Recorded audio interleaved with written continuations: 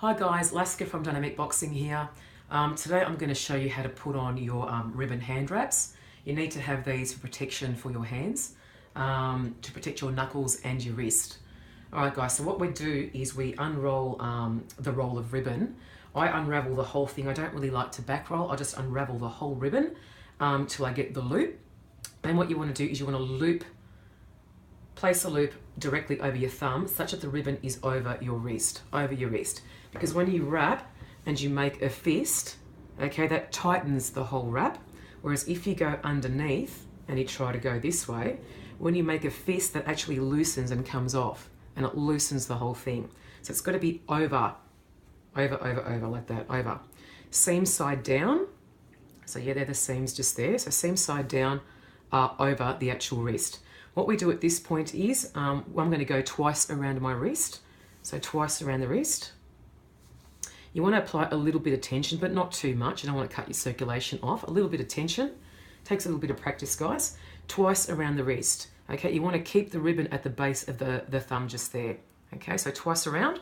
What I'm going to do now is go up the back of my hand to where my small finger is, and keeping my fingers apart, I'm going to wrap my knuckles. It's important to leave the fingers apart because when I make a fist, again, it tightens everything, but if I keep my fingers together and pull and then make a fist, it's too tight and it could cut off my circulation.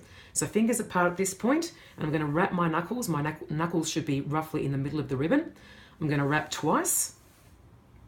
Now what I'm going to do is start to go through each finger. So using the base of my thumb as an anchor point, I'm going to start to go between each of the fingers, starting from the smaller fingers first. A little bit of tension there. Then the next set of fingers, keeping the ribbon as straight as you can, a little bit of tension. Then the last two fingers just there. Okay, now what I want to do is secure what I've done. So what I do now is, again, using my thumb as the base, I go to the back of my hand where my small finger is, and I secure what I've done once or twice. I might just go twice here.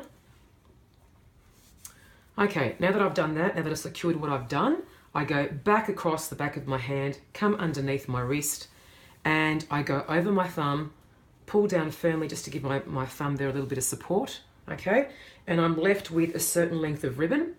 Now with this length of ribbon, I can either make an additional figure 8 or wrap the rest around my wrist. It just depends on where you need more protection. If your knuckles are getting sore, you might want to wrap more frequently around your knuckles. If you feel that your wrist needs a bit of extra support, you might want to wrap more frequently around your wrist. Anyway, I've gone and wrapped my thumb. I think I might just be able to fit another figure 8. So I'm going to do a figure 8 across the back of my hand. And with the rest of this ribbon, I will just take up the slack around my wrist, finishing with the Velcro just there. So you end up with a nice, neat hand wrap like that and like that. Okay, nice and neat. Takes a little bit of practice. When you first start to put on your hand wraps, it might take you 5 minutes per hand to do. But with a bit of practice, literally it just takes a couple of minutes. That's it.